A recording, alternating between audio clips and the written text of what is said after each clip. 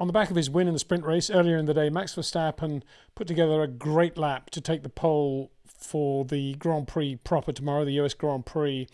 The wind got up slightly in Q3, up to 7.2, nearly 8 kilometers an hour tailwind going into the quick section of the track, about which we spoke yesterday, turn 3, 4 and 5, the most dramatic, although at the top of the hill we saw several incidents. Lando Norris had a big moment there, and right at the beginning of qualifying, Isack Hadjar went off there as well, got sideways, got into an oversteer slide and went off on the outside into the Tech Pro barrier, brought out the reds for a while, and therefore caused everybody to get into a traffic jam rush for the second phase of Q1. So it was a very difficult section of road, very quick, a lot of change of direction, and we'll get on in a minute to how the top drivers in the top teams handled that at the back end of Q3. But the bottom line is that Max took the pole on his first lap in Q3, first flying lap, had two laps, two sets of new soft tyres, and it was a great lap. It was a 32.5. Max earlier in Q2 had been the first driver to get under 25 seconds for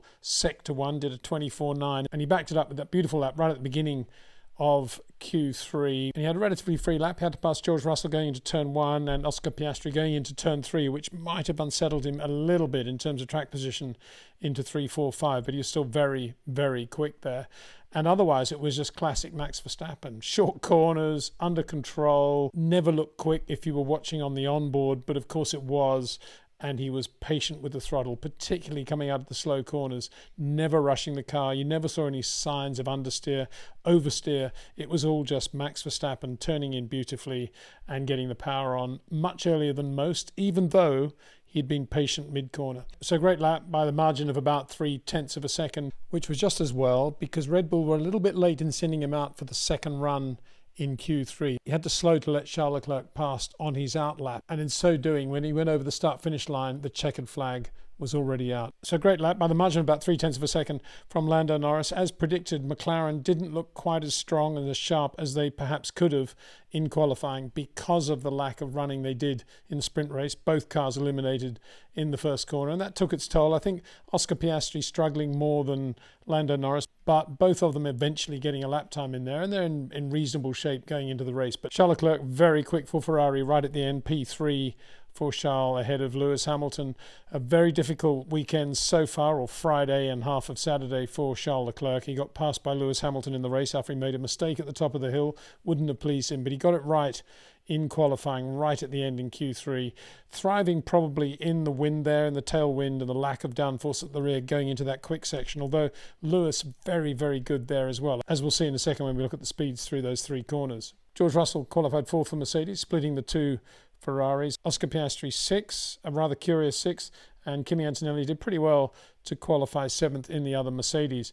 But the interesting thing, one of the interesting stats from qualifying with the tyres used, Max was the most economical on tyres, 4 sets of new soft Pirellis and 1 used set, which he used right at the beginning of Q1.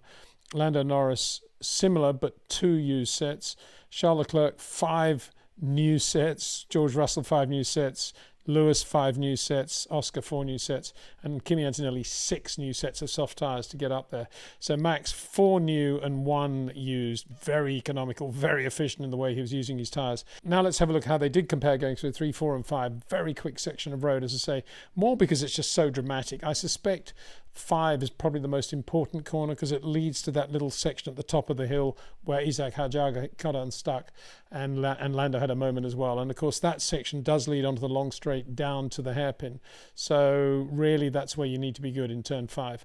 But it is awesome watching those cars going into 3 and 4. Going into 3, Charles Leclerc, 288, flat in 7th. Lewis Hamilton, 287, very near. I said he was very good through there. Max Verstappen, 286, and everybody on 286. Max, Oscar, Antonelli. Antonelli, surprisingly good going into that fast section. George Russell, 285, just a little bit slower than Antonelli, and Lando Norris, 285. Turn 4, where they're still flat in 7th, but there is a change of direction now, and it's a question of managing how flat you keep the car on the road at the moment when you're doing that change of direction. Lewis Hamilton, look at that. He's still got it. 290. Quickest through turn 4. Charles Leclerc, 289. George Russell, 288. Accelerating up from 285. Could be a win factor there. Oscar Piastri, 286. Max Verstappen not particularly good through turn 4, although I did say he had to pass Oscar Piastri going into 3. That possibly left him slightly offline. Lando Norris 281, quite slow there, and Kimi Antonelli suddenly realises probably how quickly he's going down to 278. Then look at turn 5. Look how Max is preparing now for the rest of that tighter, slower section to get to the top of the hill. Max 266 through turn 5. Charles Leclerc, the only other driver, at 266. Lewis Hamilton back to 265. A big lift here. There's no braking, but a big lift. It's just a question of how much they come out of the throttle. George Russell 263. Surprisingly slow there, as are the two McLarens 259, 257, and Kimi Antonelli 258. And what, of course, all that means is that Max really thought through his lap today. He didn't overuse the tyres in Sector 1. He used them well when he had to, going into 5, which set him up then for the long run down to the hairpin. And then he managed the tyres for Sectors 2 and Sector 3. Max quickest in Sector 1. Kimi Antonelli actually quickest in Sector 2, 37.3. Max did the same time. And then in Sector 3, Max did a 30.1. As did Lando Norris, who was slightly quicker in Sector 3. So Max basically as quick as anybody on all the sectors and quicker than anyone in Sector 1. So that's where he did it. He just got the tyres to work on all 3 sectors. Incidents, we mentioned Hadjar going off and he was disappointed. I mean, he kept his helmet on. He did cry, of course, when he went off right at the beginning of the Australian Grand Prix on the formation lap. He was thumping the steering wheel in anger or disappointment or something. But he was on the pit wall later on. I have to feel a bit sorry for Isaac. He's a pretty emotional guy, though, isn't he? Liam Lawson, you thought, would kind of take the baton there and do well, but he didn't get out of Q2.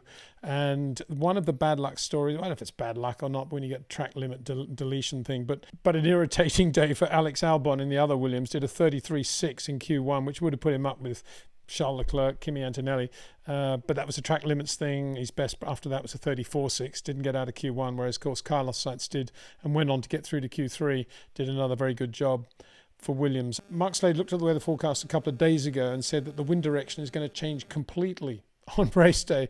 Be interesting to see what effect that has on the handling of the cars from chassis to chassis and how that has any impact on tyre management as well. We'll go into that. We'll have a look at that tomorrow. But at the moment, the wind all over the place. Sometimes it was from the east, sometimes from the west, sometimes it was a tailwind, sometimes it wasn't. So a gusty day in Austin, Texas. Big thanks to Jetcraft, to OEM Exclusive, to Track Ninja, and to REC Watchers. Let's see what happens in the race tomorrow. See you then.